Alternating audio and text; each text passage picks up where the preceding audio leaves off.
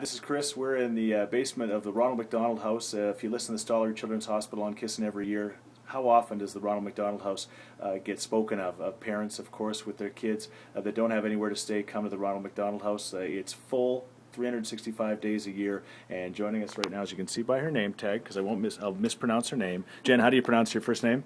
Jenn Panteluk. Panteluk. Your last name, that is. Tell us about this room when you gave us the tour. It's amazing. So this is the quilt room. When a family registers to stay at the house, this is one of the first places we bring them. The children, both the sick child and their siblings, get to come down to the quilt room. And as you can see, we have a number of quilts, and they get to choose whichever quilt speaks to them the most. It's something that we can offer the children when they come to stay at the house. They're scared, they're not sure what's happening. Often it's, an unfortunate situation that they're having to come to the house for. So this is a little bit of comfort and security that we can offer the children when they come to the house. We hear some heartwarming stories about children who have stayed at the house and into their adult life. They still keep the quilt on their bed as a reminder of what they went through as a child. And that's, I guess, the beauty as well about this room is not only do they get to keep the quilt for the whole time they're staying at the house, they get to keep it for their entire life, and they get to take it home with them at the end of the day.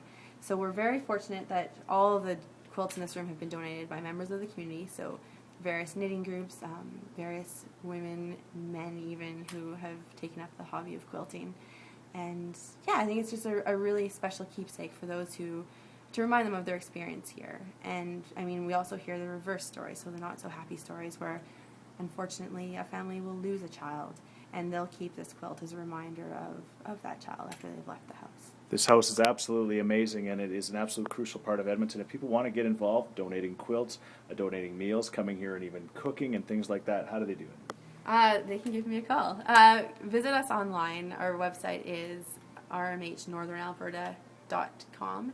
And yeah, as Chris was saying, there are a number of ways you can get involved with the house. We have some fantastic volunteer programs, some great home for dinner opportunities, community engagement. I know a lot of companies will come out.